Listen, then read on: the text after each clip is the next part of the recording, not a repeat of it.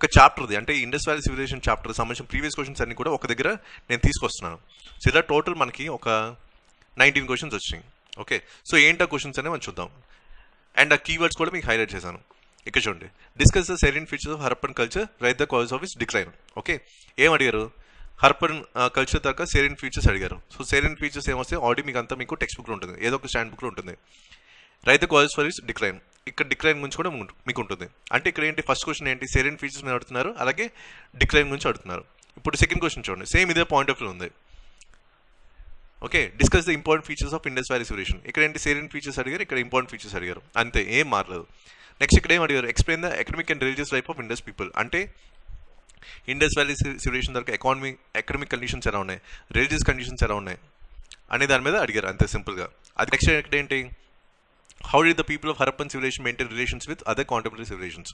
ఇక్కడ కూడా అంతే, కాంటెంపరీ సివిలైజేషన్స్ ఏమున్నాయి, Mesopotamian civilization, Egyptian civilization, Chinese civilization, వాళ్ళతో మన రిలేషన్స్ ఎలా ఉన్నాయి. ఇది డైరెక్ట్ NIOS బుక్లో ఉంటుంది. NIOS బుక్ నుంచి డైరెక్ట్గా క్వశ్చన్ అయితే రావడం జరిగింది. ఎంతమంది UPSC సివిల్ సర్వీస్ మెయిన్స్లో కూడా ఈ క్వశ్చన్ అయితే రావడం జరిగింది 2015 అనుకుంటా, ఎందుకంటే నేను ఎగ్జామ్ రాశాను కాబట్టి. Okay, mains. So next question చూడండి, discuss the town planning of Harappan civilization. ఇక్కడ టౌన్ ప్లానింగ్ గురించి అడిగారు.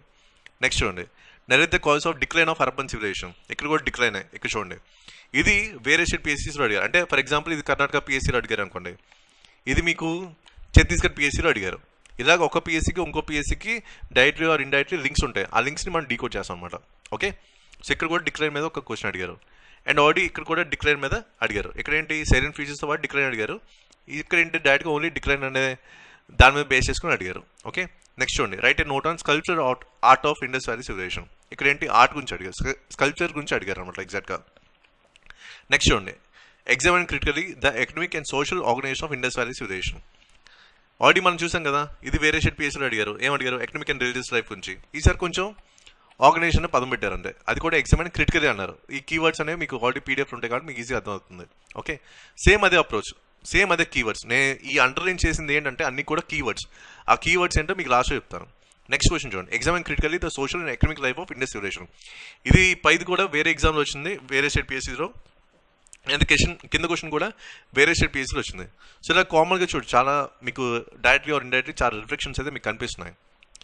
అండ్ నెక్స్ట్ 9th క్వశ్చన్ చూడండి, write an essay on the decline of Indus civilization, the right of recent researchers.